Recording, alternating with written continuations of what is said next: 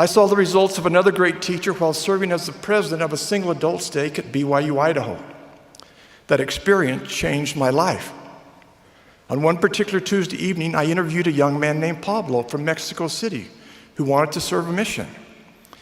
I asked him about his testimony and his desires to serve. His answers to my questions were perfect. Then I asked about his worthiness. His answers were exact. In fact, they were so good, I wondered, maybe he doesn't understand what I'm asking him. So I rephrased the questions and determined that he knew exactly what I meant and was completely honest. I was so impressed with this young man that I asked him, Pablo, who was it that's helped you come to this point in your life, standing so uprightly before the Lord? He said, my dad. I said, Pablo, tell me your story.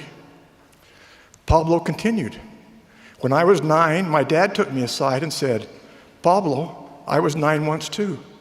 Here's some things you may come across. You'll see people cheating in school. You might be around people who swear. You'll probably have days when you don't want to go to church.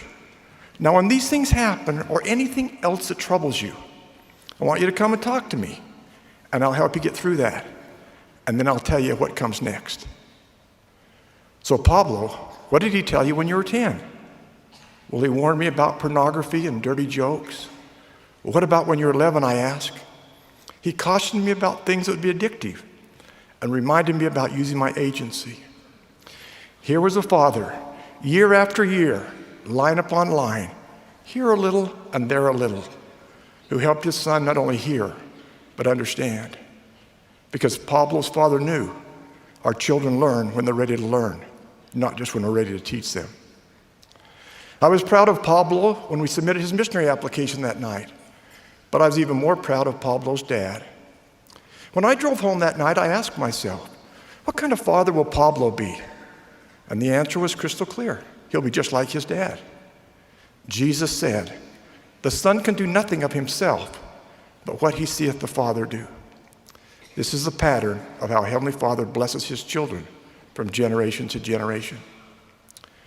As I continued to think about my experience with Pablo, I felt sad because my 4 daughters were grown and the 9 grandchildren I had at the time didn't live nearby. I then thought, how could I ever help him the way Pablo's father helped him? Had too much time gone by? As I offered a prayer in my heart, the Spirit whispered this profound truth. It's never too early and it's never too late to begin this important process. I knew immediately what that meant. I could hardly wait to get home. I asked my wife Cheryl to call all of our children and tell them that we needed to visit with them. I had something really important to tell them. My urgency startled them a little. We began with our oldest daughter and her husband, and I said, your mother and I want you to know that we were your age once. We were 31 with a small family. We have an idea of what you might encounter. It might be a financial or health challenge. It may be a crisis of faith. You may just get overwhelmed with life. When these things happen, we want you to come and talk to us. We'll help you get through them. Now, we don't want to be in your business all the time, but we want you to know that we're always in your corner. But while we're together, I want to tell you about an interview I just had with a young man named Pablo. After the story, I said, we don't want you to miss helping your children and our grandchildren understand these important truths. Brothers and sisters, I now realize in a more meaningful way what the Lord expects of me as a father and a grandfather in establishing a process to help my family not only hear, but to understand. As I grow older, I find myself reflecting on these words. O time, go back in flight and let them be my little children for just one more night. I know I can't turn back time, but I now know that it's never too early and it's never too late to lead, guide, and walk beside our children because families are forever.